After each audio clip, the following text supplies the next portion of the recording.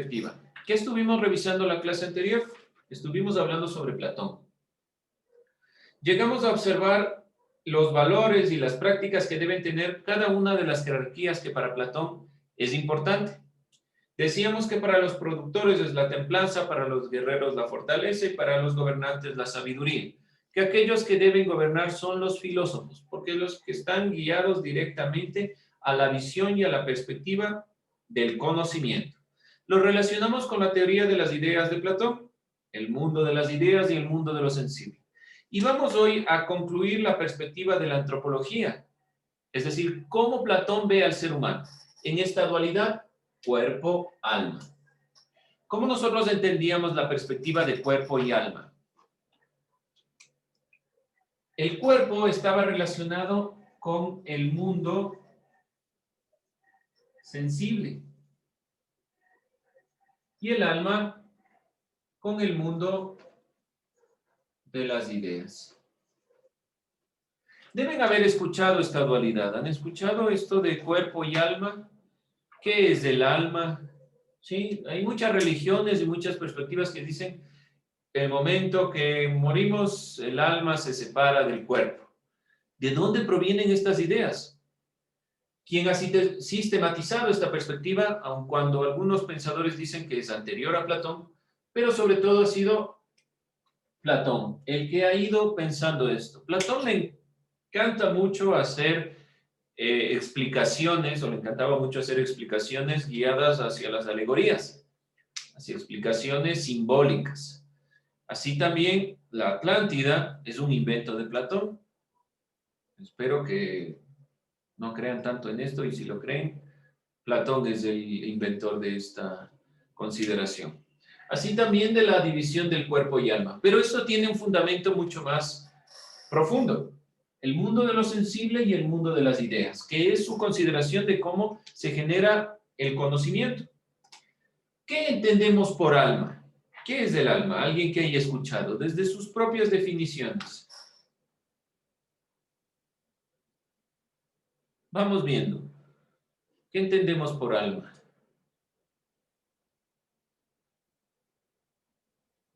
Tal vez nos Es cuesta. lo que posee el ser humano vivo. Es lo que posee el ser humano. Su esencia. La esencia. Y ahí ya fue complicándole la situación, pero bueno, puede ser. Lo que le hace al ser humano puede ser en este caso el alma. Tal vez, pero ahí se estaría, bueno, podemos decirlo así. ¿Alguien más? ¿El alma? Es lo que nos permite sentir y pensar. Ya, usted lo está relacionando con el cerebro aquí, al alma. Esa es la categorización en la actualidad de lo que es el alma, por decirlo de alguna forma. Como se entendía como el cerebro, como la capacidad de pensar, esto que tenemos nosotros, que no es tangible. Pero para Platón, acuérdense que está en otro mundo. Si está en otro mundo, no necesariamente es la mente. La mente puede ser la conexión, aunque Platón no llega a esa conclusión, pero de cierta forma la mente puede ser la conexión entre el cuerpo y el alma, y puede ser la conexión entre el mundo sensible y el de las ideas, pero Platón no llega a eso. ¿Qué más será el alma? ¿Qué más se nos ocurre? ¿Qué es el alma? Desde nuestras consideraciones, desde nuestras creencias tal vez. ¿Qué es el alma? Sofía, ¿qué es el alma para usted? Nada, no sé. No he escuchado, nunca han escuchado el alma. El alma se separa del cuerpo. ¿Qué será? El alma. La que guarda todas nuestras experiencias vividas aquí en la Tierra. Ya desde esa consideración, usted lo relaciona con el cuerpo. Entonces, usted dice que el alma guarda las experiencias que el cuerpo tiene y tal vez las lleva a otro sitio, por poner un ejemplo, pero las guarda. Ahora, desde la consideración de Platón, para él el alma es más importante que el cuerpo. Entonces, ¿quién guarda realmente los conocimientos desde el cuerpo? Del alma, porque son las ideas puras. Dentro de esta consideración, de la perspectiva de lo que dice Platón, el alma es esa consideración o la relación con ánima, aquello abstracto, aquello que está fuera de las perspectivas del cuerpo, que no se lo puede directamente mirar, que es inmortal, autoconsciente, que busque directamente siempre el conocimiento, que siempre está encaminado a buscar el conocimiento. El alma es aquella consideración que se guía hacia las ideas. Es la parte o la consideración del cuerpo que está guiado directamente a esta perspectiva. Y tiene tres elementos para Platón. Vamos a nosotros visualizar cuáles son estos elementos que según Platón conforman el alma. Primero, lo racional. Acuérdense que para Platón el cuerpo simplemente es algo que tiene que ver con los sentidos y es como decir un envoltorio, no es más allá que eso. El cuerpo no directamente interesa en este sentido para Platón, porque no se engaña. En cambio, el alma, donde se encuentran todas estas consideraciones que se guían hacia el conocimiento, es lo más importante. Y tiene estos tres elementos. Lo racional o inteligente, cuya función es alcanzar el conocimiento. ¿Cuál es la función de lo racional? Alcanzar el conocimiento. También, además de lo racional, podemos hablar de el valor, lo irascible, cuya función es determinar los valores de la existencia, es decir, la axiología. La axiología es una parte de la filosofía que estudian los valores. ¿Cómo nos comportamos? Acuérdense, el valor para el gobernante, la sabiduría para el guerrero, la fortaleza y demás, dependiendo de la jerarquía. Y también el alma consta de lo irracional. Dentro de lo irracional, la función es crear apetitos desde las funciones corporales. Es decir, que lo irracional tiene que ver directamente con los deseos.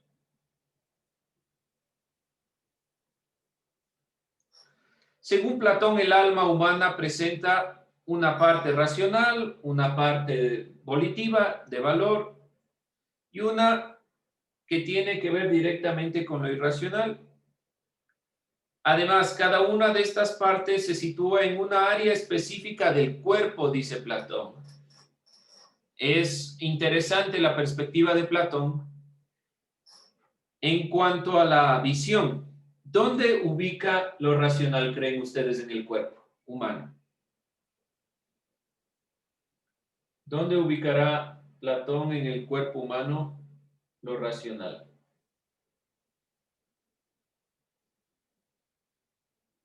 Si les digo que para Platón, como el cuerpo es solo la consideración de lo que se manifiesta del alma, así como el mundo sensible es la manifestación del mundo de las ideas y el bien se manifiesta en el mundo sensible solo desde la perspectiva de las ideas, de lo bueno, para Platón, cada uno de estos elementos, esta triple división del alma, se manifiesta en el cuerpo, necesariamente. ¿Dónde estará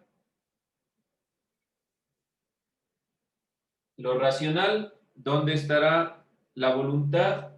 ¿Y dónde estará el deseo?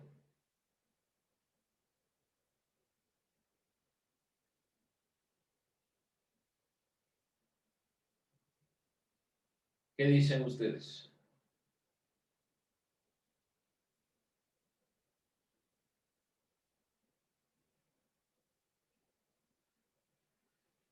Evidentemente, lo racional, vamos a ponerlo con números, 2, 3. Evidentemente lo racional está en el cerebro. De ahí que nosotros decimos, o en la cabeza. De ahí que nosotros decimos, y la expresión de piensa con la cabeza. La consideración de la voluntad está en el corazón y la consideración de lo irracional está en el vientre. ¿Se dan cuenta de la división que hace Platón? Está dividiendo directamente cómo se entiende la perspectiva. Y esto se relaciona con lo que estuvimos nosotros visualizando anteriormente, las virtudes platónicas. ¿Cuál era la virtud para el gobernante? ¿Cuál era la virtud, Nicole Novoa? ¿Cuál era la virtud para el gobernante?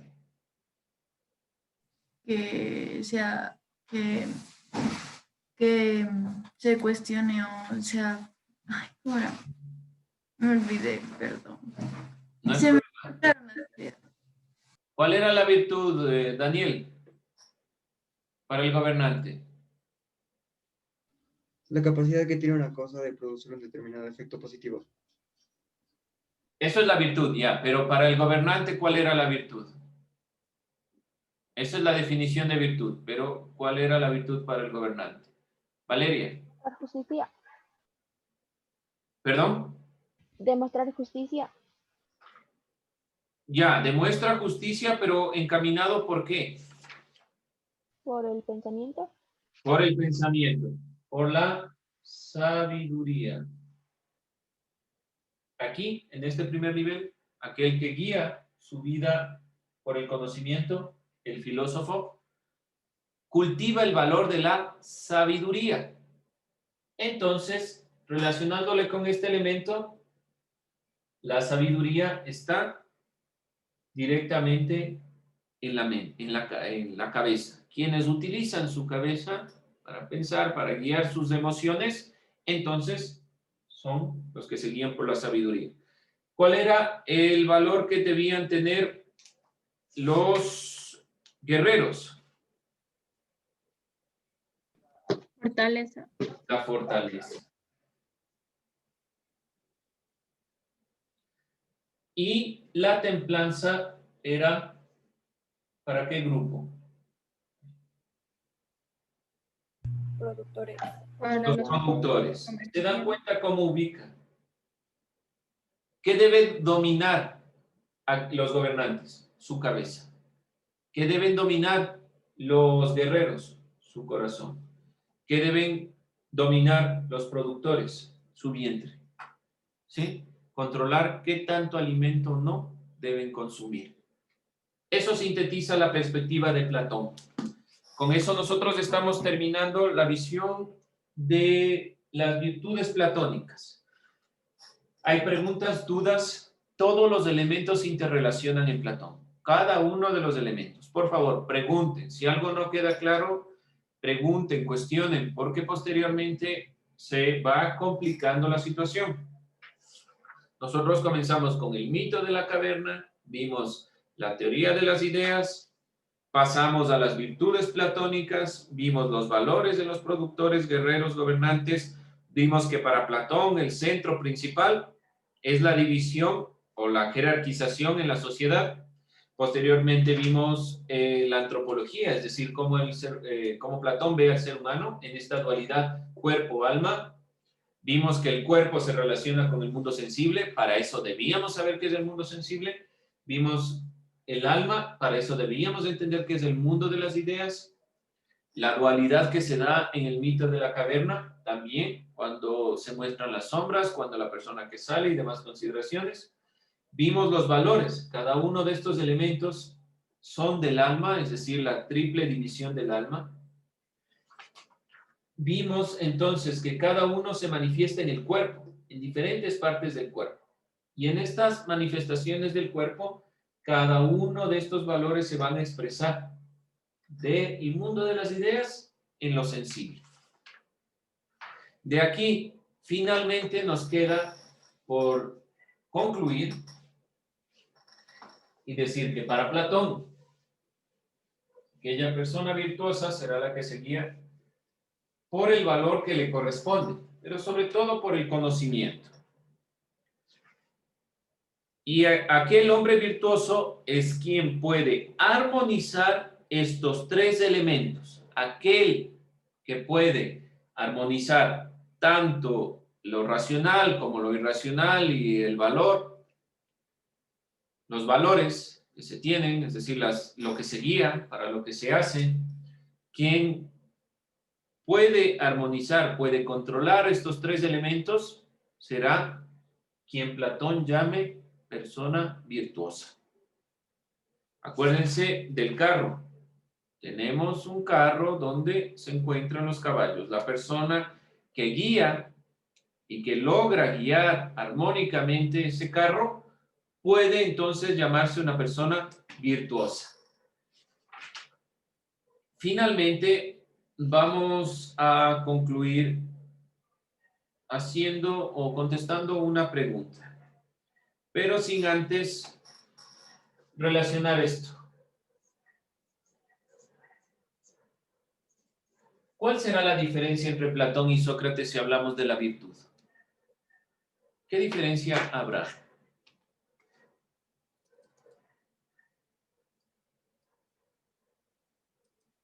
¿Qué dicen ustedes? ¿Cuál es la diferencia entre Platón y Sócrates?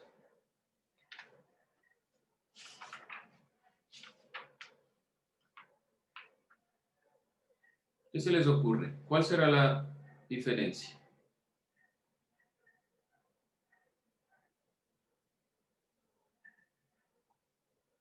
¿Cuál era la virtud para Sócrates? Lo justo. Tiene que ver con lo justo, pero sobre todo, ¿cuál es el camino para llegar a la justicia? Sabiduría. La sabiduría. Ese es el camino, la sabiduría. Ahora, para Platón, ¿cuál es el camino? Los que tienen dominio sobre su conocimiento en lo racional, su valor en su corazón y también un dominio sobre lo irracional en su vientre. Aquel que sabe controlar sus emociones, aquel que sabe controlarse, aquel que sabe guiarse. ¿Y cuál es la guía principal? También la sabiduría. ¿Qué quiero decir con esto? La diferencia principal es que Platón jerarquiza, es decir, no para todos o no todos pueden guiarse por la sabiduría. Un grupo debe guiarse por otros valores como la templanza, la fortaleza y demás. Dependerá de la función que cumplan en la sociedad, al grupo que pertenece. Para Sócrates no. Para Sócrates cualquiera puede guiarse por la sabiduría. El mismo, un hijo de una partera se guió por la sabiduría. Para Platón, como discípulo de Sócrates, toma algo de Sócrates. El camino siempre es el conocimiento, la sabiduría. Pero depende mucho de las manifestaciones del alma en el cuerpo. Y solo aquel hombre virtuoso será el que pueda armonizar. La virtud para Platón o la persona virtuosa para Platón es aquel que puede armonizar entre estos tres elementos del alma. La persona virtuosa para Sócrates será aquel que se guíe por la sabiduría. ¿Sí? Hay en esos elementos ciertas diferencias. ¿Sí? Lo importante es que ustedes puntualicen cuáles son las diferencias entre Platón y Sócrates. ¿Por qué razón? Porque vamos a ver la siguiente clase, la virtud aristotélica, que cambia ya toda esta perspectiva de lo que es una persona virtuosa. Ya no vamos a hablar de los mismos elementos. Entonces es primordial que diferencien a Platón de Sócrates, que aun cuando toman ideas parecidas, van puntualizando elementos concretos. Platón hablará de estos elementos de la manifestación del mundo de las ideas en lo sensible, y las cosas que se manifiesten en lo sensible, entonces serán aquellas que podamos nosotros decir como las que dependerán para decir si somos virtuosos o no, si podemos guiar o encaminar estos elementos.